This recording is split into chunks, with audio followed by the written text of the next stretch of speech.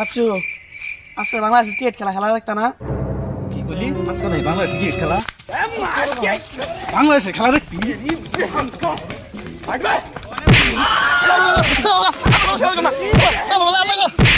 আর বাংলাদেশে খেলা দেখবি না না আমি আর বাংলা খেলা দেখতাম না। দেখবি না? না না এই প্রতিবন্ধী করে খেলা দেখবি না না না না কেন দিলাম আর আর আমি খেলা দেখতাম না কেন দিলাম বাংলাদেশে প্রতিবন্ধী ক্রিকেট খেলা দেখবি না না